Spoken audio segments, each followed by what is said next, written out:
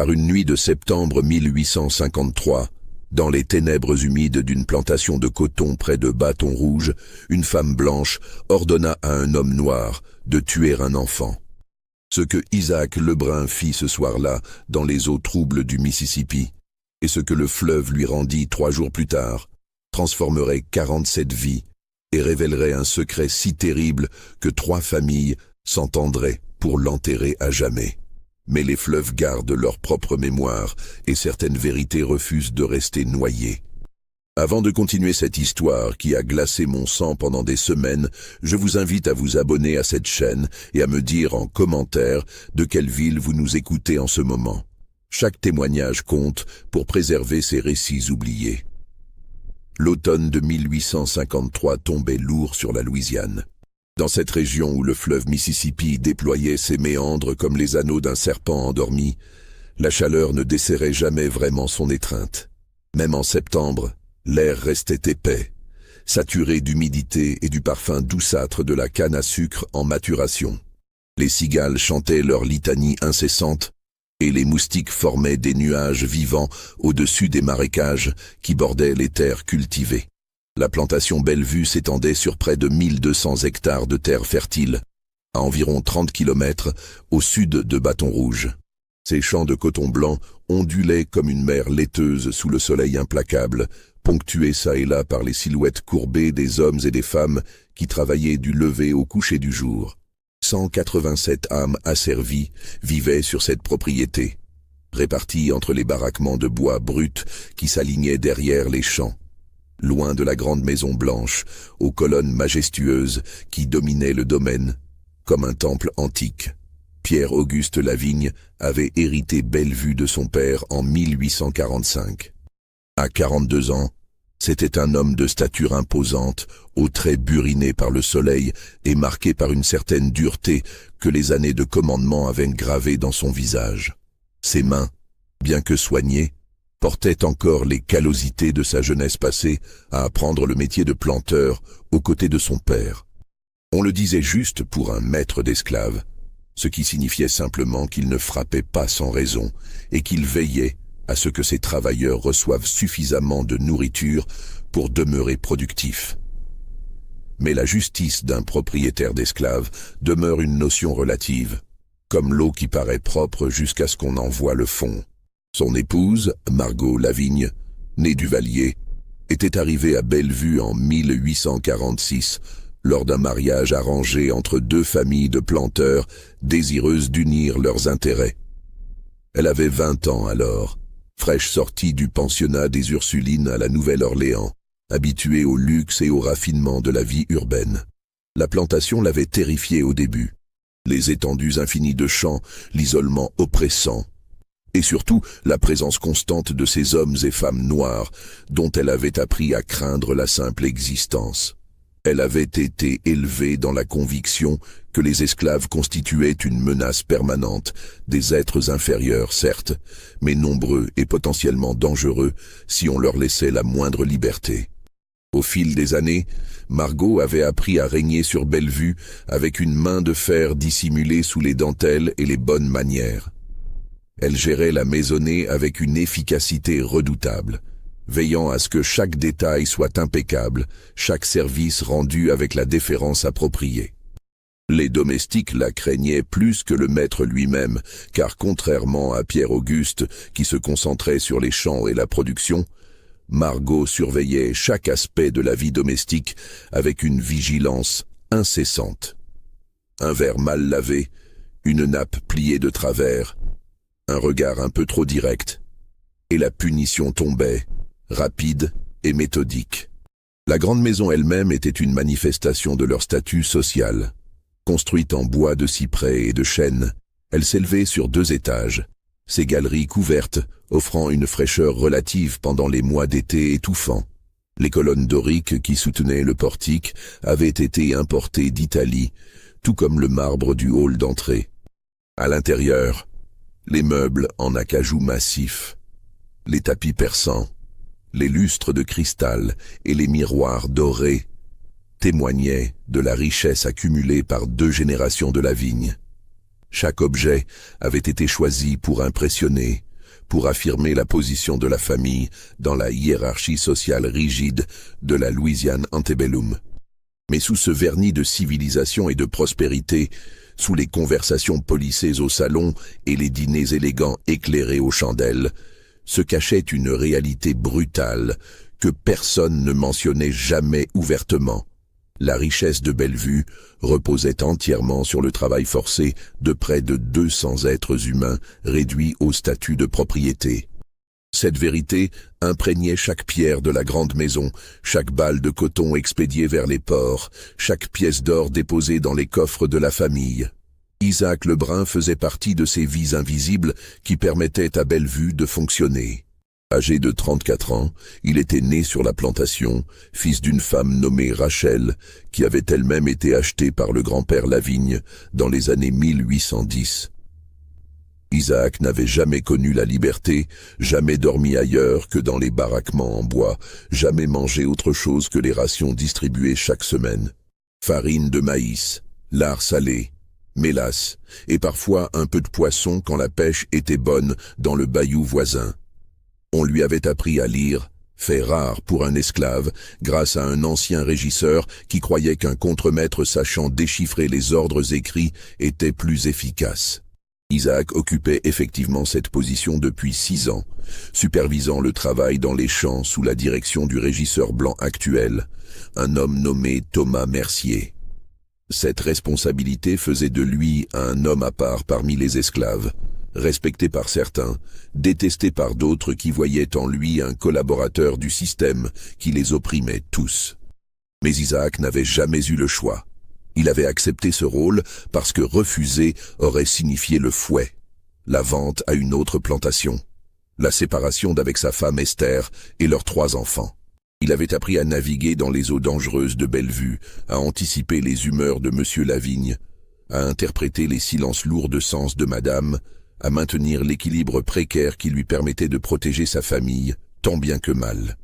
Esther travaillait à la grande maison, faisant partie des 12 esclaves domestiques qui assuraient le service, la cuisine, le ménage et la blanchisserie.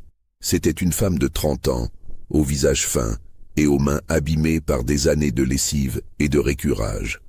Elle avait été achetée par Pierre-Auguste peu après son mariage avec Margot, spécifiquement choisie parmi un lot d'esclaves vendus à la Nouvelle-Orléans pour sa douceur apparente et sa docilité.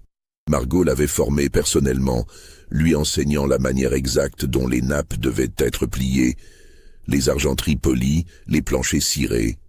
Esther avait appris rapidement, comprenant instinctivement que sa survie dépendait de sa capacité à satisfaire chaque exigence de sa maîtresse sans jamais montrer la moindre trace de volonté propre.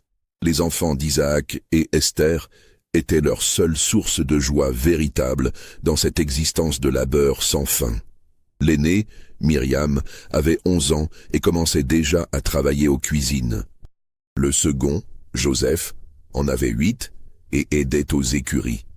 La petite dernière, Sarah, n'avait que 4 ans et passait ses journées avec les autres enfants trop jeunes pour être utiles, sous la surveillance sommaire d'une vieille femme nommée Tante Lou, qui ne pouvait plus travailler au champ. La vie suivait son rythme immuable à Bellevue. Les jours se ressemblaient tous. Lever avant l'aube au son de la cloche, travail jusqu'au coucher du soleil, retour aux baraquements épuisés, maigre repas partagé en famille, sommeil lourd et sans rêve jusqu'au lendemain matin où tout recommençait.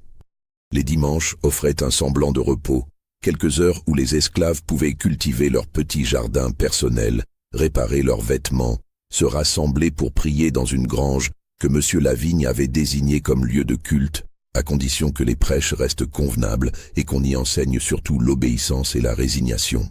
Mais sous cette routine oppressante, sous l'apparence de soumission absolue, circulaient des courants secrets. Les esclaves avaient développé leur propre réseau d'information, leur code, leur manière de communiquer hors de portée des oreilles blanches. On se transmettait des nouvelles des plantations voisines. On murmurait au sujet des maîtres particulièrement cruels ou au contraire plus cléments.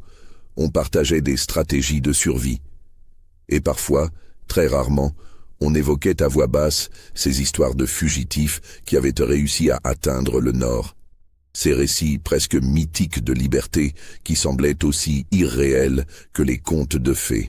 Isaac écoutait ces conversations avec une attention particulière, non par désir de révolte ouverte, mais parce qu'il comprenait que l'information était une forme de pouvoir, même pour ceux qui n'en avaient aucun. Il savait quels esclaves étaient fiables, lesquels pouvaient être tentés de trahir un secret pour obtenir une faveur du maître, lesquels cachaient sous leur masque d'obéissance une rage muette qui ne demandait qu'à éclater. Cette connaissance l'avait maintenu en vie, lui et sa famille. L'été de 1853 avait été particulièrement éprouvant. La chaleur excessive avait rendu le travail dans les champs presque insupportable, et plusieurs esclaves âgés étaient morts d'épuisement. Pierre-Auguste avait dû acheter 6 nouveaux travailleurs pour compenser ses pertes et maintenir la productivité de la plantation. Ces achats représentaient un investissement considérable, et le maître était de mauvaise humeur, harcelant constamment Mercier le régisseur pour augmenter le rendement des équipes. Margot, de son côté, semblait de plus en plus nerveuse, irritable. Les domestiques avaient remarqué ses accès de colère pour des vétilles, ses ordres contradictoires, ses punitions de plus en plus sévères. Esther en particulier avait subi plusieurs fois la fureur de sa maîtresse au cours des dernières semaines, recevant des gifles pour des fautes imaginaires, des reproches cinglants qui la laissaient tremblante de peur. Ce que personne ne savait ouvertement, mais que beaucoup soupçonnaient, c'est que Margot Lavigne n'avait jamais pu donner d'enfant à son mari. 9 ans de mariage, et pas une seule grossesse menée à terme. Elle avait fait plusieurs fausses couches dans les premières années, chacune la laissant un peu plus amère, un peu plus consciente de son échec à remplir ce qu'elle considérait comme son devoir premier envers son époux et la lignée Lavigne. Les médecins consultés à la Nouvelle-Orléans n'avaient rien pu faire, se contentant de vagues prescriptions de repos et de fortifiants qui ne servaient à rien. Pour Pierre-Auguste, cette absence d'héritier représentait une déception profonde, même s'il n'en parlait jamais directement. À 42 ans, il voyait le temps filer et la perspective de mourir sans descendance légitime le hantait. Bellevue risquait de passer aux mains de cousins éloignés qu'il méprisait, des hommes faibles et incompétents qui gâcheraient l'héritage familial. Cette frustration se manifestait par une froideur croissante envers Margot, une distance qui s'était installée entre eux comme un mur invisible mais infranchissable. Et puis, il y avait eu Céleste. Céleste était arrivée à Bellevue en 1850, achetée lors d'une vente aux enchères à la Nouvelle-Orléans. Elle avait 17 ans à l'époque, une jeune femme de sang mêlé, la peau couleur de miel pâle, les traits délicats, les yeux d'un vert troublant qui trahissaient une ascendance blanche récente. Sa mère avait été la concubine d'un planteur créole qui l'avait vendue à sa mort, se débarrassant ainsi d'un témoignage gênant de ses écarts de conduite. Pierre-Auguste l'avait remarqué immédiatement sur l'estrade de vente, frappé par cette beauté inhabituelle. Il l'avait achetée pour une somme considérable, officiellement pour renforcer l'équipe domestique, mais tout le monde à Bellevue avait compris la véritable raison de cet achat. Margot elle-même n'était pas dupe, mais que pouvait-elle faire? Les maîtres prenaient régulièrement des concubines parmi leurs esclaves, c'était un fait accepté de la vie des plantations, un privilège masculin que personne ne questionnait ouvertement. Ce qui différait, c'était l'intensité de l'obsession de Pierre-Auguste pour Céleste. Il ne se contentait pas de la prendre occasionnellement, comme il l'avait fait avec d'autres esclaves par le passé. Il l'avait installée dans une petite maison séparée, derrière les écuries, loin des baraquements communs. Il lui rendait visite presque chaque nuit, passant des heures avec elle, négligeant complètement son épouse légitime. Il lui offrait des cadeaux, des robes de tissu fin, des rubans, des parfums. Il la traitait avec une douceur qu'il n'avait jamais manifestée envers Margot. Cette situation avait duré 3 ans. 3 années pendant lesquelles Margot ravalerait son humiliation et sa rage, maintenant les apparences lors des réceptions, souriant aux voisins comme si de rien n'était, alors que toute la région savait parfaitement ce qui se passait à Bellevue. 3 années pendant lesquelles elle regarderait Céleste avec une haine grandissante, une rage froide qui se nourrissait de chaque regard que son mari posait sur la jeune esclave, de chaque nuit qu'il passait loin de leur lit conjugal. Les autres esclaves observaient ce drame silencieux avec un mélange de pitié pour Céleste et de crainte pour eux-mêmes. Car ils savaient que cette situation ne pouvait pas durer éternellement, que quelque chose devrait céder tôt ou tard. La tension qui régnait à la grande maison était palpable, électrique, comme l'air avant un orage violent. Et puis, au printemps de 1853, Céleste était tombée enceinte. La nouvelle s'était répandue d'abord comme un murmure à peine audible entre les domestiques, puis comme une onde de choc à travers toute la plantation.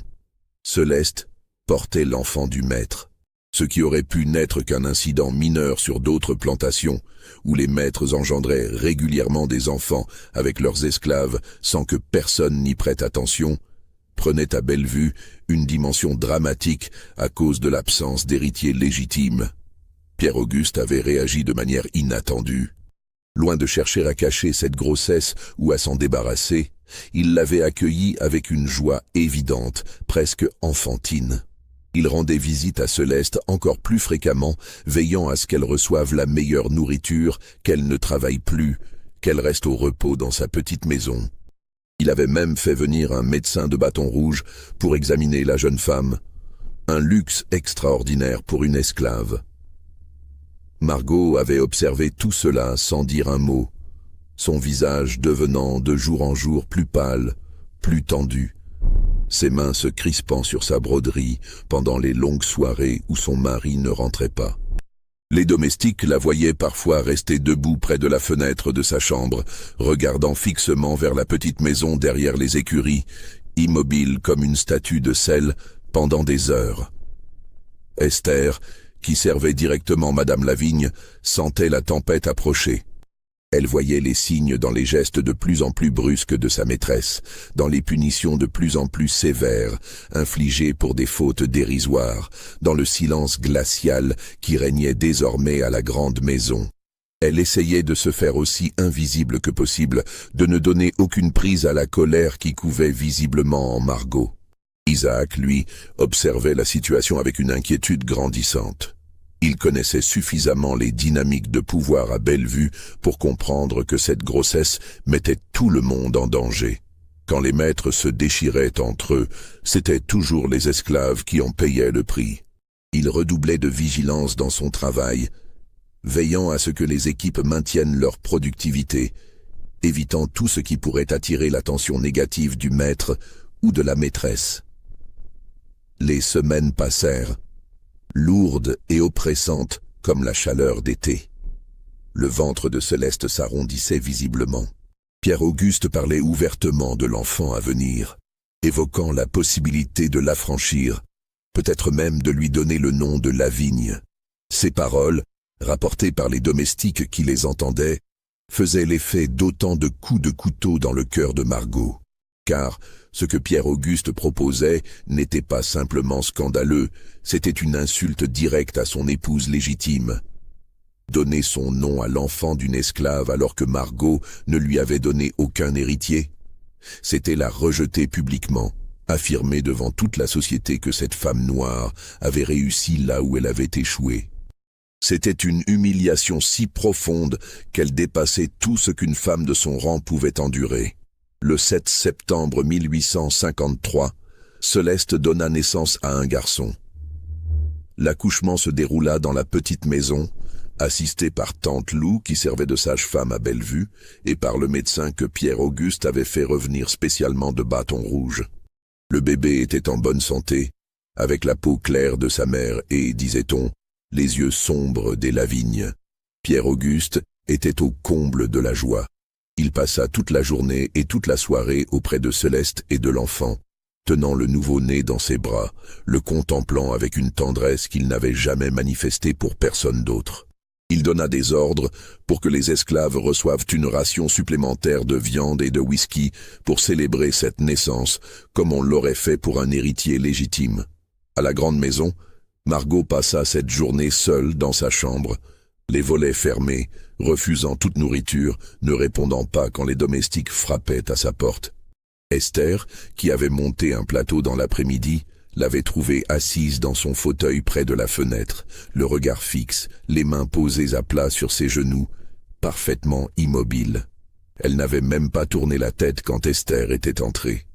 Cette immobilité absolue terrifiait plus que n'importe quel accès de colère. Si ce début vous a glacé le sang, mettez un pouce en l'air et dites-moi dans les commentaires ce que vous pensez qu'il va se passer. Les jours qui suivirent, cette naissance furent parmi les plus terribles de l'histoire de Bellevue. Les 3 jours qui suivirent furent étranges, presque surréels. Pierre-Auguste semblait vivre dans un monde à part, entièrement absorbé par son nouveau fils. Il passait presque tout son temps dans la petite maison, négligeant complètement ses devoirs de planteur. C'était Mercier le régisseur qui gérait tout, et Isaac qui supervisait les équipes de chant, sans recevoir aucune instruction particulière du maître. Margot, elle, était réapparue le lendemain de la naissance, impeccablement habillée, coiffée, le visage calme et composé. Trop calme. Elle donnait ses ordres d'une voix douce, presque mélodieuse, souriait même occasionnellement. Ce changement radical inquiétait profondément les domestiques qui la connaissaient. Esther en particulier sentait un danger imminent dans cette sérénité artificielle, dans cette politesse exagérée qui ressemblait à la surface lisse d'un lac dont on ne peut pas voir la profondeur. Le 10e septembre au soir, 3 jours après la naissance, Margot fit appeler Isaac à la grande maison. C'était inhabituel. Les contremaîtres esclaves ne venaient normalement à la grande maison que pour recevoir des instructions de Monsieur Lavigne ou de Mercier, jamais de Madame directement. Isaac monta les marches du perron avec une appréhension grandissante, sachant que quelque chose de terrible allait se produire. Margot le reçut dans le petit salon, celui qu'elle utilisait pour ses activités de broderie et de lecture. Les lampes à huile jetaient des ombres dansantes sur les murs tapissés de papier peint français aux motifs délicats. Elle était assise dans son fauteuil habituel, le dos très droit, les mains posées sur les accoudoirs, vêtue d'une robe de soie grise qui bruissait légèrement à chacun de ses mouvements. Isaac entra, le chapeau à la main, les yeux baissés comme on le lui avait appris depuis l'enfance. Il attendit qu'elle parle, le cœur battant. « Isaac », dit-elle de sa voix douce et contrôlée. « Vous êtes un homme de confiance, n'est-ce pas ?»« Oui, madame », répondit-il, sentant un piège dans cette question simple. « Vous avez toujours servi fidèlement la famille Lavigne. Votre père avant vous, votre grand-père aussi, je crois. »« Oui, madame. » « Et vous comprenez que la loyauté est la vertu la plus importante pour quelqu'un dans votre position. La loyauté absolue, sans question, sans hésitation. » Isaac ne répondit pas immédiatement, sentant le piège se refermer. « Oui, madame, » finit-il par dire. Margot se leva alors, s'approchant de la fenêtre qui donnait sur l'arrière de la propriété, vers les écuries et la petite maison où Céleste et l'enfant dormaient, sans doute paisiblement. Elle resta silencieuse un long moment, son profil éclairé par la lampe, révélant une tension extrême dans sa mâchoire serrée, dans ses mains qui agrippaient le rebord de la fenêtre. « Il y a quelque chose que vous devez faire pour moi cette nuit, » dit-elle finalement sans se retourner. « Quelque chose d'extrêmement important, quelque chose qui restera entre nous et ne devra jamais être mentionné à quiconque, même pas à votre épouse. » Le silence qui suivit sembla durer une éternité. Isaac sentait la sueur perler sur son front, malgré la fraîcheur relative de la soirée. Il connaissait déjà, avec une certitude horrible, ce qui allait suivre. Margot se retourna enfin, le fixant de ses yeux gris devenus durs comme de l'acier. L'enfant de cette fille, celui que mon mari traite comme un prince, doit disparaître. Ce soir, Isaac ouvrit la bouche mais aucun son n'en sortit, il sentait ses jambes trembler sous lui. « Vous allez aller à la petite maison », continua Margot d'une voix parfaitement égale, comme si elle donnait des instructions pour le ménage. « La fille dort profondément, je lui ai fait porter un cordial contenant du laudanum dans l'après-midi. Elle a bu sans se méfier. Vous prendrez l'enfant, vous irez au fleuve, et vous le noierez. » Le mot tomba dans le silence du salon comme une pierre au fond d'un puits. « Madame, je... » commença Isaac, mais elle l'interrompit d'un geste sec. « Ne dites rien. Écoutez simplement. Si vous refusez, je ferai vendre votre femme et vos 3 enfants demain matin. Je les enverrai dans différentes plantations, si loin que vous ne les reverrez jamais. Votre fille aînée ira dans une maison de Nouvelle-Orléans. Vous savez de quel genre je parle. Votre fils travaillera dans les champs de canne, où les enfants durent rarement plus de 2 ans. Et votre petite dernière... » Elle laissa sa phrase en suspens, le regard froid et calculateur. « Si vous obéissez, reprit-elle après une pause, votre famille sera en sécurité. Je veillerai personnellement à ce que vous restiez tous ensemble. Je vous donnerai même certains privilèges. Une cabane plus grande, de meilleures rations, peut-être même la possibilité pour vos enfants d'apprendre un métier. Mais vous devez faire exactement ce que je vous dis, et vous devez le faire cette nuit. » Isaac fixait le sol, incapable de lever les yeux, sentant le monde se refermer autour de lui comme un piège de fer. Il pensait à Esther, à Myriam, Joseph, la petite Sarah. Il pensait à l'enfant innocent qui dormait dans la petite maison. Il pensait au fleuve noir et froid qui coulait paresseusement à travers les champs. « Le fleuve prend parfois des enfants, » dit Margot d'une voix presque rêveuse. « Des accidents arrivent. Un bébé compose un instant près de la berge pendant qu'on lave du linge. 1 minute d'inattention. Ces choses se produisent. Personne ne peut être blâmé. » Elle s'approcha de lui, si proche qu'il pouvait sentir son parfum de rose et de poudre. « Vous comprenez ce que je vous dis, Isaac ? Personne ne sera blâmé. Vous rentrerez chez vous, vous vous coucherez auprès de votre femme, et demain matin, quand on découvrira la terrible tragédie, vous serez aussi choqués que les autres. » Isaac ferma les yeux, sentant des larmes brûlantes couler silencieusement sur ses joues.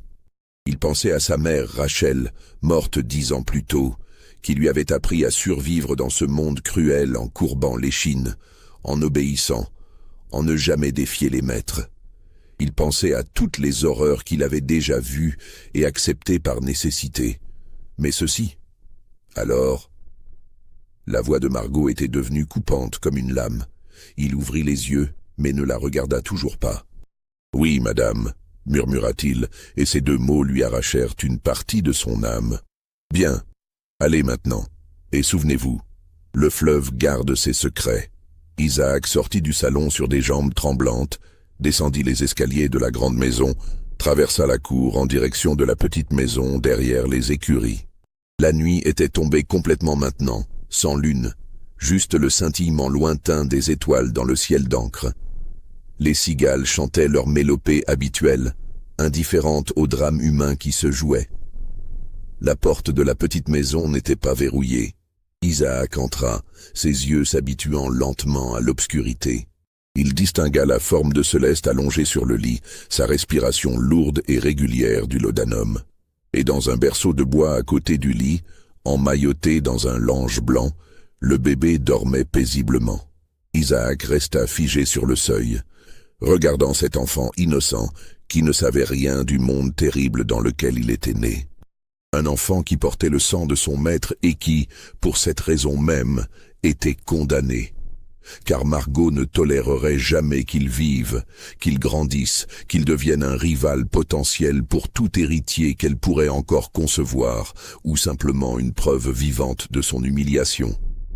Il s'approcha du berceau, les mains tremblantes. Le bébé bougea légèrement, ses petites mains se refermant et s'ouvrant dans son sommeil. Isaac se pencha, soulevant doucement l'enfant qui ne se réveilla pas. Il était si léger, si fragile. Et c'est à ce moment qu'Isaac prit une décision qui changerait le cours de tout. Il ne pouvait pas tuer cet enfant, et quelles que soient les conséquences, quelle que soit la menace qui pesait sur sa propre famille, il ne pouvait pas noyer un bébé dans les eaux sombres du Mississippi. Il avait accepté tant de choses, subi tant d'humiliations, obéi à tant d'ordres cruels, mais ceci était au-delà de ce qu'il pouvait supporter. Il restait en lui une parcelle d'humanité que même l'esclavage n'avait pas réussi à détruire complètement. Mais il devait faire croire à Madame Lavigne qu'il avait obéi. Il devait inventer une histoire plausible, créer une mise en scène convaincante. Et il devait le faire rapidement car l'aube approchait. Il sortit de la petite maison avec l'enfant dans ses bras, se dirigeant non pas vers le fleuve, mais vers les baraquements. Là, dans la cabane qu'il partageait avec Esther et leurs enfants, Il réveilla sa femme en posant doucement sa main sur sa bouche pour étouffer son cri de surprise. « Écoute-moi » murmura-t-il à son oreille dans l'obscurité. « Écoute-moi sans dire un mot.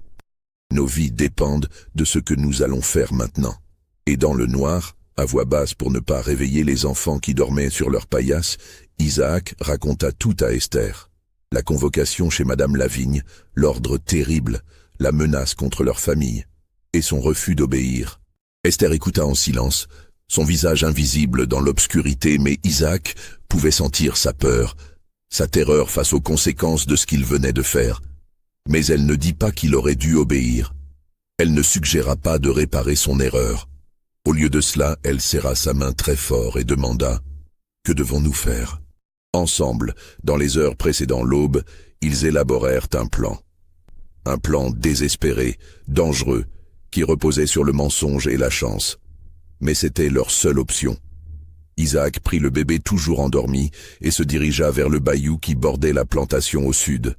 Là vivait une vieille femme nommée Marie, ancienne esclave affranchie depuis plus de 20 ans, qui survivait en pêchant et en cueillant des plantes médicinales qu'elle vendait aux plantations voisines. Elle était respectée, à moitié crainte aussi à cause des rumeurs qui couraient sur ses connaissances en matière de plantes et de remèdes, des connaissances que certains appelaient vaudou, même si elle ne pratiquait rien de tel. Isaac frappa à la porte de sa cabane branlante juste avant l'aube. Marie ouvrit, une lanterne à la main, et regarda sans un mot l'homme tremblant qui se tenait sur son seuil avec un bébé dans les bras. Elle écouta son histoire, ses yeux noirs brillant dans la lumière vacillante de la lanterne. Quand il eut fini, elle hocha lentement la tête. « Tu as bien fait de venir ici. Donne-moi l'enfant. Je le cacherai. Il y a des gens qui peuvent l'emmener vers le nord, des gens qui font passer des esclaves fugitifs. Un bébé de plus ou de moins, ils accepteront. Mais Madame Lavigne ne cherchera pas trop loin si elle croit l'enfant mort, dit Marie avec un sourire étrange. Le fleuve rend parfois ce qu'on lui donne. Elle disparut à l'intérieur de sa cabane, laissant Isaac sur le seuil. Quand elle revint quelques minutes plus tard, elle tenait un paquet enveloppé dans un tissu blanc taché. « Prends ceci. Va au fleuve, près du vieil embarcadère. Laisse-le sur la berge où il sera trouvé au matin, mais sois sûr qu'on le trouve. » Isaac prit le paquet, sentant immédiatement qu'il ne contenait pas un enfant vivant. Il ne posa pas de questions. Il ne voulait pas savoir ce que c'était exactement. Il remercia Marie d'un signe de tête et partit dans la nuit finissante. Le vieux embarcadère se trouvait à environ 1 kilomètre en aval de la plantation, un endroit où les esclaves venaient parfois pêcher le dimanche. Isaac y arriva alors que le ciel commençait à peine à s'éclaircir à l'est. Il plaça le paquet sur les planches humides de l'embarcadère, l'arrangeant avec soin pour qu'il soit visible. Puis il rentra rapidement à Bellevue, le cœur battant, conscient que tout pouvait encore mal tourner. Il regagna sa cabane, se glissa auprès d'Esther qui n'avait pas dormi, et attendit. L'aube se leva sur Bellevue comme n'importe quelle autre aube. La cloche sonna, appelant les esclaves au travail. Isaac se leva avec les autres, sortit de sa cabane, rejoignit les équipes qui se formaient pour aller au champ. Il faisait semblant que tout était normal, que cette nuit n'avait jamais existé. À la petite maison, Céleste se réveilla en sursaut, la tête lourde du laudanum, et découvrit le berceau vide. Son cri déchira le matin tranquille de Bellevue. Les heures qui suivirent furent chaotiques. Pierre-Auguste, alerté par les cris de Céleste, accourut et découvrit la disparition de l'enfant. Sa réaction fut d'une violence terrible. Il convoqua tous les esclaves, menaçant, hurlant, exigeant qu'on lui dise ce qui était arrivé à son fils. Mercier et plusieurs contremaîtres blancs fouillèrent systématiquement tous les baraquements, les écuries, chaque recoin de la plantation. Ce fut finalement un jeune esclave qui découvrit le paquet à l'embarcadère alors qu'il allait chercher de l'eau au fleuve. Il le ramena en courant, terrifié, et le remit à Mercier. Quand on ouvrit le tissu blanc taché, on découvrit quelque chose. Un corps de bébé, gonflé par l'eau, méconnaissable, que le fleuve aurait rejeté après qu'il y fût tombé. Tout le monde présuma que c'était l'enfant de Céleste. Marie avait fait son travail avec une expertise troublante, créant un simulacre assez convaincant pour qu'en l'absence de tout moyen d'identification précis, dans le choc et l'horreur du moment, personne ne questionne vraiment ce qui était évident. L'enfant était mort, noyé dans le Mississippi. Pierre-Auguste s'effondra. Il pleura ouvertement. Un spectacle troublant pour les esclaves qui ne l'avaient jamais vu montrer la moindre émotion forte. Il exigea qu'on enterre l'enfant dans le cimetière familial, un geste sans précédent qui causa un scandale silencieux parmi les planteurs voisins quand la nouvelle se répandit. Céleste était inconsolable, prostrée, refusant de manger ou de boire. Elle affirmait qu'on lui avait donné quelque chose à boire, qu'elle s'était endormie profondément, qu'elle n'aurait jamais laissé son enfant sans surveillance. Mais qui l'écoutait vraiment? Une esclave, encore désorientée par l'accouchement, qui avait bu du laudanum pour dormir et avait simplement oublié de surveiller correctement son bébé. Ces choses arrivaient. Margot observait tout cela depuis la grande maison, son visage exprimant une tristesse appropriée quand Pierre-Auguste était présent, retrouvant son calme glacial dès qu'il tournait le dos. Elle fit venir Isaac 2 jours après la découverte du corps, le recevant à nouveau dans le petit salon. « Vous avez bien travaillé », dit-elle simplement, ses yeux gris le fixant avec une intensité dérangeante. « Comme promis, votre famille sera protégée. Nous n'en reparlerons jamais. » Isaac hocha la tête, incapable de parler, sentant le poids de ce mensonge s'installer sur ses épaules comme un fardeau qu'il porterait toute sa vie. Mais ce que ni Isaac ni Margot ne savaient, c'est que quelqu'un d'autre avait été témoin de tout. Esther, dans son anxiété de cette nuit terrible, avait parlé à voix basse à sa fille aînée Myriam, croyant l'enfant endormi. Mais Myriam était réveillée, et elle avait tout entendu. Elle avait entendu son père raconter l'ordre de madame, entendu ses parents chuchoter leurs plans désespérés, compris que le bébé n'était pas vraiment mort. À 11 ans, Myriam était assez vieille pour comprendre le danger terrible que représentait cette connaissance. Elle garda le secret, n'en parlant même pas à son petit frère Joseph. Mais ce secret grandit en elle comme une graine empoisonnée, colorant sa vision du monde, lui enseignant que la survie nécessitait parfois de terribles compromis. Les semaines passèrent. Pierre-Auguste sombra dans une mélancolie profonde, négligeant complètement la plantation. Mercier gérait tout maintenant, prenant des décisions qui auraient dû relever du maître. La production de coton en souffrit, et les finances de Bellevue commencèrent à se détériorer. Céleste, elle, ne se remit jamais vraiment. Elle continuait à vivre dans la petite maison, mais c'était comme si une partie d'elle était morte avec l'enfant qu'elle croyait perdu. Pierre-Auguste ne lui rendait plus visite. Il l'évitait même, incapable de supporter la vue de cette femme qui lui rappelait son fils mort. Margot, ayant obtenu ce qu'elle voulait, retrouva peu à peu une certaine sérénité. Elle ne souriait pas, elle n'était pas heureuse, mais la tension insupportable qui l'avait habitée pendant des mois s'était dissipée. Son mari avait perdu son héritier illégitime, et il lui restait peut-être encore du temps pour lui donner un véritable fils Lavigne. Mais le fleuve n'avait pas fini de révéler ses secrets. 3 mois après la tragédie, en décembre 1853, un incident étrange se produisit. Un bateau à vapeur qui remontait le Mississippi s'était arrêté brièvement près de l'embarcadère de Bellevue pour des réparations mineures. Parmi les passagers se trouvait un médecin de la Nouvelle-Orléans, un certain docteur Rousseau, qui avait assisté à l'accouchement de Céleste 3 mois plus tôt. Par curiosité, et n'ayant rien d'autre à faire pendant les réparations, Rousseau décida de rendre visite à la plantation, se demandant comment se portait l'enfant qu'il avait aidé à mettre au monde.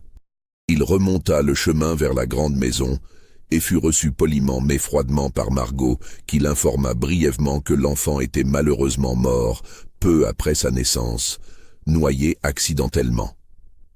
Rousseau exprima ses condoléances et s'apprêtait à repartir quand quelque chose le fit hésiter. Il demanda à voir le corps, si celui-ci avait été enterré sur place, expliquant qu'il aimerait prier sur la tombe. Margot ne put refuser sans paraître suspecte. Elle l'accompagna donc au petit cimetière familial, derrière la grande maison, où une petite pierre tombale marquait effectivement une tombe récente. Mais pendant qu'il marchait, Rousseau demanda des détails sur les circonstances exactes de la mort. Margot, prise au dépourvu, répéta l'histoire officielle. La mère s'était endormie, l'enfant avait dû ramper ou être emporté d'une manière ou d'une autre vers le fleuve, on l'avait retrouvé noyé. Rousseau fronça les sourcils. Mais l'enfant n'avait que 3 jours quand je suis parti. Il ne pouvait certainement pas ramper. Et je me souviens distinctement l'avoir examiné. C'était un bébé exceptionnellement vigoureux et alerte. Comment exactement serait-il arrivé jusqu'au fleuve? Margot, sentant le danger, répondit froidement que les détails exacts demeuraient flous, que c'était une tragédie qu'il préférait ne pas ressasser. Rousseau n'insista pas, mais son regard était devenu pensif, soupçonneux. Après son départ, Margot réalisa qu'elle avait un problème. Rousseau avait vu l'enfant vivant, en bonne santé. Si jamais il décidait de poser trop de questions, d'examiner de trop près les circonstances de cette mort, il pourrait commencer à tisser des liens dangereux. Elle en parla à voix basse avec Isaac le soir même, le convoquant à nouveau dans le petit salon. « Ce médecin, dit-elle, il pourrait devenir un problème. » Isaac sentit son estomac se nouer. « Qu'est-ce que madame veut que je fasse ?»« Rien pour l'instant. Mais si jamais il revient, si jamais quelqu'un d'autre pose des questions, tu sais ce qui arrivera à ta famille. Tu comprends ?»« Oui, madame. » Mais Rousseau ne revint pas. Il repartit vers la Nouvelle-Orléans et disparut de leur vie. Cependant, il avait planté une graine de doute, et cette graine allait germer de manière inattendue. L'hiver passa, puis le printemps de 1854 arriva. Pierre-Auguste semblait émerger lentement de sa dépression. Il recommençait à s'intéresser à la plantation, à donner des ordres à Mercier, à inspecter les champs. Mais il était changé, durci, et son regard avait pris une qualité distante, comme s'il regardait le monde de très loin. Sa relation avec Margot restait froide, purement formelle. Il ne partageait plus de repas en privé, dormait dans des chambres séparées, se croisaient dans la maison comme 2 étrangers polis. Margot n'avait pas réussi à tomber enceinte, malgré les quelques fois où Pierre-Auguste était venu dans sa chambre par devoir conjugal. Céleste continuait à vivre dans la petite maison, mais elle était devenue l'ombre d'elle-même. Elle ne parlait presque plus, passait ses journées à regarder par la fenêtre vers le fleuve qui avait prétendument pris son enfant. Certains esclaves murmuraient qu'elle était devenue folle de chagrin. Et puis, en mai 1854, quelque chose d'étrange se produisit. Un homme arriva à Bellevue, se présentant comme un agent d'une compagnie d'assurance de la Nouvelle-Orléans. Il expliqua poliment à Pierre-Auguste qu'il était venu examiner les registres de la plantation dans le cadre d'une enquête de routine concernant des réclamations d'assurance. Apparemment, une compagnie qui avait assuré plusieurs bateaux à vapeur faisait des vérifications sur tous les accidents survenus le long du fleuve l'année précédente, cherchant à établir des statistiques sur les risques. Pierre-Auguste, ne voyant aucune raison de refuser, lui donna accès au registre limité de la plantation. Mais cet agent, qui se faisait appeler Monsieur Dubois, posa également beaucoup de questions sur les événements de septembre dernier. Il avait apparemment entendu parler de la mort de l'enfant, et il voulait des détails. « Vous comprenez ?» expliqua-t-il avec un sourire aimable. « Nous devons documenter tous les incidents impliquant le fleuve. C'est purement administratif. » Mais ces questions étaient précises, insistantes. Où exactement l'enfant avait-il été trouvé? À quelle distance de la maison? Y avait-il eu des témoins? Qui avait découvert le corps? Margot, présente pendant cet interrogatoire, sentait la sueur perler dans son dos, malgré la fraîcheur du salon. Elle observait Isaac, qui se tenait près de la porte, et voyait sa propre peur reflétée dans ses yeux. Après le départ de Dubois, qui promit de revenir si d'autres informations étaient nécessaires, Margot comprit qu'elle devait agir. Cette enquête, quelle qu'en soit la véritable raison, représentait un danger. Si quelqu'un creusait trop profondément, si quelqu'un décidait d'exhumer le corps pour l'examiner, elle fit à nouveau venir Isaac. « Il faut que ce corps ne soit plus là, dit-elle sans préambule, cette nuit, tu comprends ? Isaac sentit un vertige le saisir. « Madame veut que je déplace le corps? Je veux que tu le fasses disparaître complètement. Creuse ailleurs, loin, dans les marécages si nécessaire.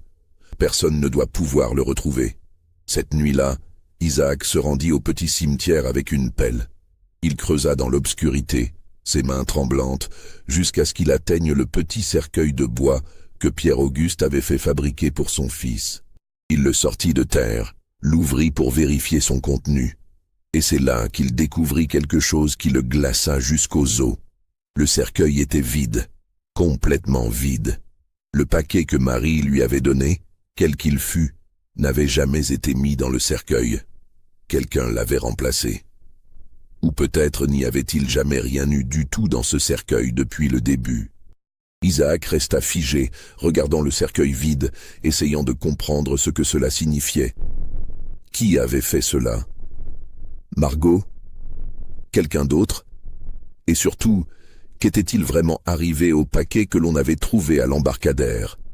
Il referma le cercueil, le remit dans la fosse, combla le trou, puis emporta le cercueil vide profondément dans les marécages, là où personne ne le trouverait jamais.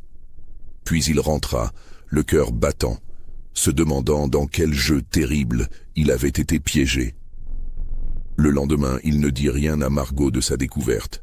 Il se contenta de confirmer que la tâche était accomplie. Mais il savait maintenant qu'il y avait plus dans cette histoire que ce qu'on lui avait dit, et cette connaissance le rongeait.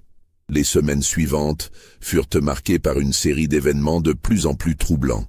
Dubois, l'agent d'assurance, revint plusieurs fois à Bellevue, toujours avec de nouvelles questions. Son comportement devenait de plus en plus étrange, ses interrogations de moins en moins en rapport avec une simple enquête d'assurance. Un après-midi, il demanda directement à parler à Céleste. Margot refusa catégoriquement, expliquant que la jeune femme était trop fragile mentalement pour être dérangée. Mais Dubois insista, avec une politesse ferme qui cachait mal une autorité sous-jacente. « Madame Lavigne, dit-il finalement, je crois que vous ne comprenez pas la gravité de la situation. Je ne suis pas réellement un agent d'assurance, je suis un enquêteur privé, engagé par le docteur Rousseau, qui a de sérieux doutes sur les circonstances de la mort de cet enfant. » Le silence qui suivit cette révélation était électrique. Margot pâlit visiblement, mais garda son sang-froid. « Le docteur Rousseau n'a aucune autorité ici, » dit-elle froidement. « Non, mais les autorités civiles en ont, » répliqua Dubois. « Et si je leur fais un rapport suggérant qu'un crime a été commis, elles viendront poser leurs propres questions. Vous savez aussi bien que moi, madame, que même dans le Sud, il y a des limites à ce qu'un propriétaire peut faire avec ses esclaves. La loi louisianaise interdit explicitement le meurtre d'un esclave, même par son propriétaire. Et un enfant né d'une esclave demeure techniquement la propriété du maître, ce qui signifie que sa mort suspecte peut être considérée comme une destruction de propriété, voire un meurtre. » Margot sentait le piège se refermer. « Que voulez-vous » demanda-t-elle, sa voix tremblant légèrement pour la première fois. Dubois sourit, un sourire froid et calculateur. « La vérité, madame. Simplement, la vérité. » Cette confrontation changea tout. Margot comprit qu'elle ne pouvait plus simplement ignorer le problème. Elle devait le gérer activement, et pour cela, elle avait besoin de contrôler tous ceux qui savaient quelque chose. Elle intensifia sa surveillance d'Isaac, le faisant suivre, s'assurant qu'il ne parlait à personne en dehors de sa famille immédiate. Elle fit également venir Esther et lui posa des questions détaillées sur ce que son mari lui avait dit cette nuit-là. Esther, terrifiée, nia tout, affirmant qu'Isaac ne lui avait rien dit de particulier. Mais Margot n'était pas dupe. Elle voyait la peur dans les yeux d'Esther, la manière dont ses mains tremblaient en servant le thé, la façon dont elle évitait tout contact visuel direct. Elle savait, et si elle savait, elle représentait un danger. Entre-temps, Pierre-Auguste avait été informé par Dubois de ses soupçons. Sa réaction avait été violente. Il avait chassé l'enquêteur de sa propriété, menaçant de le faire arrêter pour intrusion et diffamation s'il revenait. Mais les paroles de Dubois avaient planté un doute dans son esprit. Une nuit, Il fit venir Isaac dans son bureau, une pièce qu'aucun esclave ne pénétrait normalement. Isaac entra, le cœur battant, sachant que ce moment déciderait peut-être de son sort. Pierre-Auguste était assis derrière son grand bureau en acajou, une bouteille de whisky et un verre devant lui. Il ne parla pas immédiatement, se contentant de fixer Isaac avec un regard dur, évaluant. « Cet homme, Dubois, dit-il finalement, il prétend que mon fils n'est pas mort accidentellement, il suggère que quelqu'un l'a tué délibérément. » Isaac resta silencieux, les yeux baissés. « Je veux que tu me dises la vérité, Isaac, toute la vérité, et je veux que tu saches que si tu me mens, si j'apprends que tu as eu quoi que ce soit à voir avec la mort de mon fils, je te tuerai de mes propres mains, lentement. Est-ce que c'est clair? » « Oui, monsieur. » « Alors, que s'est-il passé cette nuit-là » Isaac prit une décision en une fraction de seconde. Il choisit de dire une version de la vérité, calculant que c'était sa seule chance de survie. « Madame Lavigne m'a fait venir, » dit-il d'une voix basse mais claire. « Elle m'a ordonné d'emmener l'enfant au fleuve, de le noyer. » Le silence qui suivit était absolu. Pierre-Auguste fixait Isaac, son visage devenant progressivement écarlate, ses mains se crispant sur le bord du bureau. « Elle a dit quoi ?» Sa voix était à peine un murmure. « Elle m'a menacé, monsieur. Elle a dit qu'elle vendrait ma famille si je n'obéissais pas. Mes enfants, ma femme. Elle a dit qu'elle les séparerait, qu'elle enverrait ma fille dans une maison à Nouvelle-Orléans. Et tu as obéi ?» La voix de Pierre-Auguste montait maintenant, devenant un rugissement. « Tu as tué mon fils parce qu'une femme te l'a ordonné. » »« Non, monsieur. » Isaac leva les yeux pour la première fois, désespéré. « Je ne l'ai pas fait. Je n'ai pas pu. J'ai pris l'enfant, oui, mais je ne l'ai pas noyé. Je l'ai emmené à une vieille femme qui vit dans le bayou, Marie. Elle a dit qu'elle le ferait passer vers le nord, qu'elle connaissait des gens qui aidaient les fugitifs. » Pierre-Auguste se leva d'un bond, renversant sa chaise. « Tu mens. On a trouvé le corps de mon fils. »« Ce n'était pas votre fils, monsieur, » dit Isaac, sentant qu'il n'avait plus rien à perdre maintenant. « C'était... je ne sais pas ce que c'était. Marie m'a donné quelque chose à laisser au fleuve pour faire croire à un accident. Mais ce n'était pas l'enfant. Votre fils était vivant quand je l'ai confié à Marie. » Pierre-Auguste resta figé, essayant de comprendre, de traiter cette information impossible. Son fils était vivant? Où l'avait été? Et où était-il maintenant? Où est cette femme? Demanda-t-il d'une voix tremblante. Cette Marie? Elle vit dans le bayou, à environ 3 kilomètres au sud. Mais monsieur... Quoi? Il s'est passé 8 mois. Si elle a vraiment fait passer l'enfant vers le nord, il pourrait être n'importe où maintenant. Peut-être même au Canada. Pierre-Auguste s'effondra dans son fauteuil, son visage entre ses mains. Il resta ainsi un long moment, Isaac n'osant ni bouger ni parler. Finalement, Pierre-Auguste releva la tête. Ses yeux étaient rouges, mais son regard était devenu froid, calculateur. « Tu vas me conduire chez cette femme. Maintenant, cette nuit. » Ils partirent 1 heure plus tard. Pierre-Auguste armé d'un pistolet et d'une lanterne. Isaac marchant devant pour montrer le chemin à travers les marécages. La nuit était sans lune, étouffante, remplie des bruits nocturnes du bayou. Grenouilles, insectes. Le clapotis occasionnel de quelque animal se déplaçant dans l'eau. Quand ils arrivèrent à la cabane de Marie, ils la trouvèrent sombre, silencieuse. Pierre-Auguste frappa à la porte, doucement d'abord, puis plus fort. Pas de réponse. Il poussa la porte, qui n'était pas verrouillée, et entra, sa lanterne éclairant l'intérieur misérable de la cabane. Un lit de corde, une table branlante, quelques pots et ustensiles de cuisine, et sur le lit, Marie elle-même, immobile. Elle était morte, depuis plusieurs jours à en juger par l'odeur. Pierre-Auguste s'approcha, examina le corps. Aucune marque de violence visible. La mort paraissait naturelle, peut-être son cœur qui avait lâché. Marie devait avoir au moins 70 ans. Avec elle mourait la seule personne qui aurait pu leur dire ce qui était vraiment arrivé à l'enfant. Pierre-Auguste resta longtemps debout près du corps, sa lanterne projetant des ombres dansantes sur les murs de bois brut. Puis il se tourna vers Isaac. Tu as dit qu'elle connaissait des gens qui faisaient passer des fugitifs vers le nord. C'est ce qu'elle a dit, monsieur. Alors mon fils pourrait être vivant, quelque part. Oui, monsieur, peut-être. Pierre-Auguste hocha lentement la tête, comme s'il prenait une décision. Nous allons retourner à la plantation. Tu ne parleras de ceci à personne, tu m'entends? Personne. Même pas à ta femme. Si jamais j'apprends que tu as parlé, je te tuerai, et ta famille avec toi. C'est compris? Oui, monsieur. Et puis tu vas faire quelque chose pour moi. Tu vas retrouver ces gens dont Marie parlait, ces gens qui font passer des esclaves vers le nord. Tu vas les contacter, leur demander s'ils ont fait passer un bébé métis en septembre dernier, où ils l'ont emmené. Isaac sentit son cœur s'arrêter.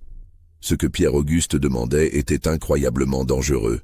Le réseau clandestin qui aidait les esclaves fugitifs était d'une discrétion absolue, et ses membres risquaient la prison voire la mort s'ils étaient découverts.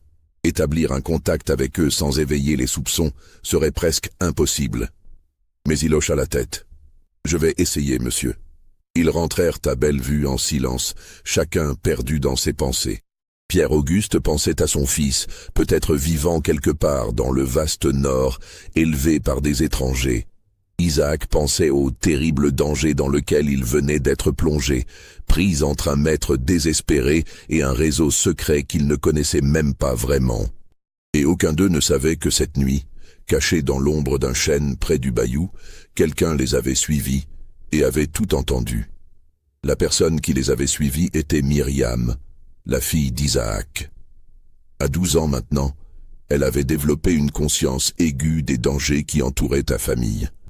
Elle avait entendu ses parents chuchoter la nuit, avait vu la peur dans leurs yeux, et elle avait décidé de comprendre ce qui se passait vraiment.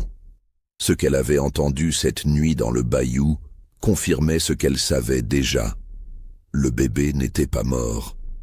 Mais maintenant, elle savait aussi que Monsieur Lavigne le cherchait et que son père était pris au milieu. Elle retourna discrètement à la plantation, se glissant dans la cabane familiale avant le retour de son père. Mais elle ne dit rien à personne de ce qu'elle avait découvert.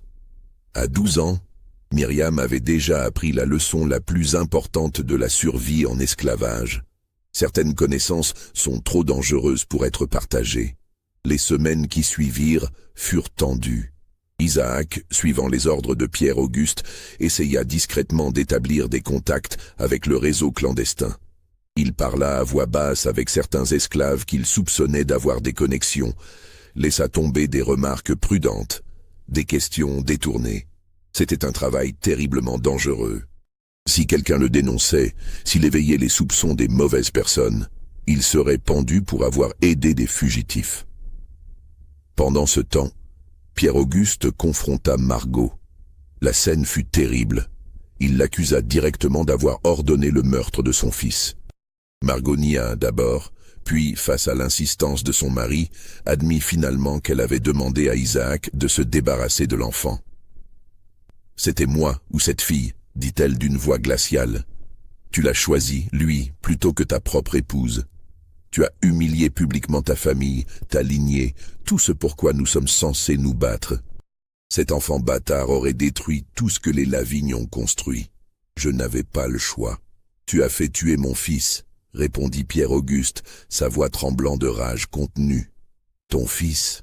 Le rire de Margot était amer, presque hystérique. Ce n'était pas ton fils. C'était le produit de ta luxure, de ton manque de contrôle, de ton mépris pour moi et pour tout ce que je représente. C'était une abomination qui devait être éliminée. Il était vivant, un enfant innocent. Il n'y a pas d'innocence dans ce monde, dit Margot. Et dans ses yeux, Pierre-Auguste vit quelque chose de cassé, de profondément blessé. Il n'y a que le pouvoir et la survie. Tu m'as appris cette leçon toi-même. Pierre-Auguste quitta la chambre de sa femme cette nuit-là, avec la certitude que leur mariage était irrémédiablement terminé. Mais il ne pouvait pas la répudier, pas sans scandale, pas sans détruire sa propre réputation sociale. Ils étaient liés l'un à l'autre, condamnés à vivre côte à côte dans une guerre silencieuse qui ne finirait qu'avec la mort de l'un d'eux.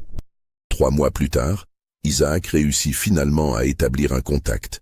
Un vieil esclave d'une plantation voisine qui passait parfois par Bellevue pour livrer du poisson, lui glissa un jour une information. Il y avait eu effectivement un bébé, un garçon métis qui avait été passé vers le nord en septembre 1853. L'enfant avait été remis à une famille de Quakers en Ohio, des gens qui recueillaient des enfants d'esclaves et les élevaient comme leurs propres enfants. Isaac transmit cette information à Pierre-Auguste, qui reçut la nouvelle en silence, les yeux fixés sur un point invisible au loin. Son fils était vivant, quelque part en Ohio, élevé par des étrangers qui ne sauraient jamais qui était son véritable père. « Comment s'appellent ces gens ?» demanda-t-il finalement. « Je ne sais pas, monsieur. Mon contact n'a pas voulu me le dire. Il a dit que c'était trop dangereux, que si cette information tombait entre de mauvaises mains, toute la chaîne serait détruite. » Pierre-Auguste hocha lentement la tête. Il comprenait. Le réseau qui avait sauvé son fils devait rester secret, protégé, mais cela signifiait qu'il ne reverrait probablement jamais cet enfant. « Il y a autre chose, monsieur, » continua Isaac, hésitant. « Mon contact a dit que l'enfant avait été baptisé par la famille qui l'a recueilli. Ils l'ont appelé Samuel Freeman. Samuel Freeman. Un nom de liberté pour un enfant né dans les chaînes. » Pierre-Auguste répéta ce nom à voix basse, comme une prière ou une malédiction. Puis il congédia Isaac et resta seul dans son bureau, une bouteille de whisky pour toute compagnie. Mais l'histoire ne s'arrêtait pas là. Parce que Dubois, l'enquêteur, n'avait pas abandonné. Il était revenu à Bellevue avec un mandat des autorités civiles exigeant d'examiner la tombe de l'enfant. Pierre-Auguste ne put refuser. Dubois, accompagné d'un officier de police de Bâton Rouge, se rendit au cimetière et ordonna l'exhumation du corps. Quand on ouvrit la tombe, on découvrit ce qu'Isaac savait déjà. Le cercueil était vide. L'enquête qui suivit fut chaotique. Dubois accusait Margot de meurtre. Pierre-Auguste niait farouchement, affirmant que l'enfant avait bel et bien été enterré, que quelqu'un avait dû voler le corps pour des raisons inconnues. Les autorités étaient perplexes, ne sachant que croire. Finalement, faute de preuves tangibles d'un crime, l'affaire fut classée. On ne pouvait pas poursuivre quelqu'un pour meurtre sans corps. Et personne ne voulait vraiment creuser trop profondément dans les affaires internes d'une plantation prospère. Le système entier reposait sur le maintien d'une certaine discrétion sur ce qui se passait vraiment derrière les portes closes des grandes maisons blanches. Mais le scandale avait touché Bellevue. Les planteurs voisins parlaient à voix basse de cette étrange affaire, de cet enfant disparu, de ce cercueil vide. La réputation de la famille Lavigne en souffrit, et leur position sociale se détériora lentement, mais sûrement. Margot, officiellement lavée de tout soupçon mais regardée avec méfiance par tous, se retira de plus en plus dans la grande maison, évitant les contacts sociaux. Elle développa une paranoïa croissante, voyant des menaces partout, surveillant obsessivement les esclaves domestiques. Céleste, qui avait appris par les rumeurs que son enfant pourrait être vivant, retrouva une étincelle de vie. Elle commença à poser des questions, à chercher discrètement des informations. Pierre-Auguste, pris de pitié et peut-être de culpabilité, lui parla finalement, lui racontant ce qu'Isaac avait découvert. Céleste pleura de soulagement en apprenant que son fils vivait quelque part, libre. Mais cette connaissance était aussi une torture. Elle savait qu'elle ne le reverrait jamais, qu'elle ne connaîtrait jamais l'homme qu'il deviendrait. Il était hors de portée, dans un monde auquel elle n'aurait jamais accès. Les années passèrent lentement à Bellevue, marquées par une atmosphère de plus en plus tendue et sombre. La plantation continuait à fonctionner.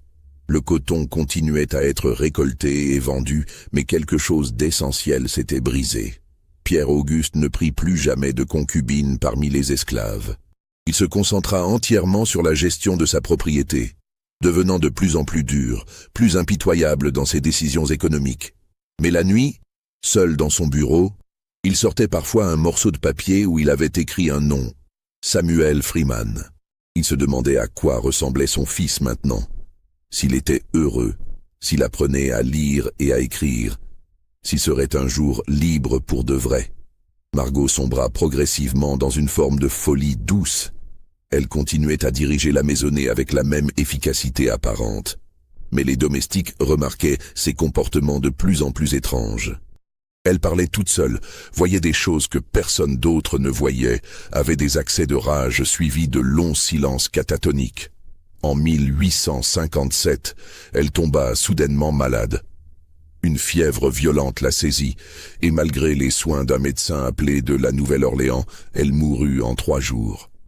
On parla de pneumonie, mais certains murmurèrent que c'était son esprit qui avait finalement cédé sous le poids de ses actions. Céleste vécut encore 10 ans à Bellevue, travaillant au champ maintenant, car Pierre-Auguste ne supportait plus de la voir. Elle mourut en 1867, peu après la fin de la guerre de sécession qui avait libéré tous les esclaves. Elle mourut en femme libre, mais son cœur était resté prisonnier de ce mois de septembre 1853, où on lui avait volé son enfant.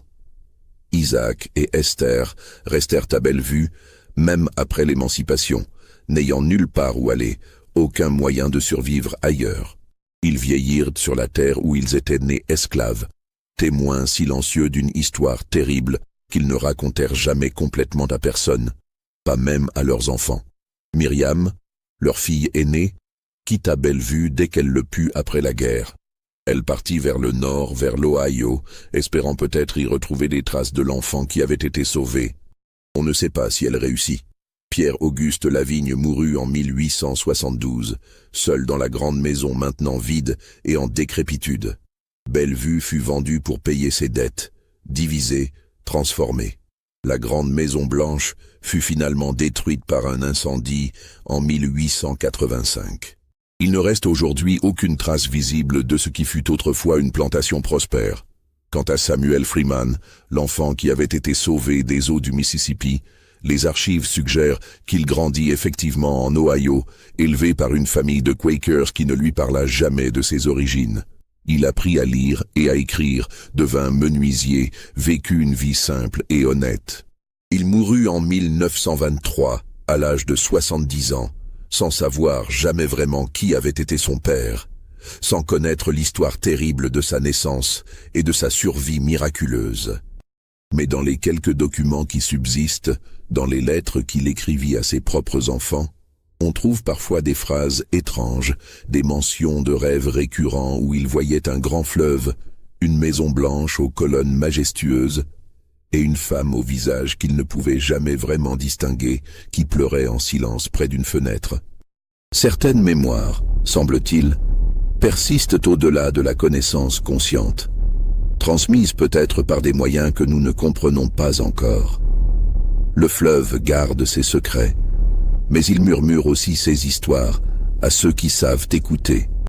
Voilà l'histoire de Bellevue, une histoire qui a mis des années à être reconstituée à partir de fragments de documents, de registres de plantations, de lettres personnelles découvertes dans des greniers oubliés. Croyez-vous que tout cela s'est vraiment passé? Que Samuel Freeman a vraiment existé? Dites-le moi dans les commentaires. Abonnez-vous pour d'autres histoires oubliées de l'histoire américaine. Et partagez cette vidéo avec ceux qui, comme vous, croient que le passé n'est jamais vraiment enterré, qu'il continue à résonner à travers les générations, nous rappelant que chaque choix a des conséquences, que chaque vie compte, et que certaines vérités refusent de rester noyées, même après des siècles. Dans les archives de la Société historique de Louisiane, il existe un dossier particulier, catalogué sous le numéro BV 1853-09, qui contient des documents fragmentaires concernant la plantation Bellevue. Ces documents incluent des registres d'esclaves incomplets, quelques lettres personnelles et un rapport d'enquête non conclu datant de 1854.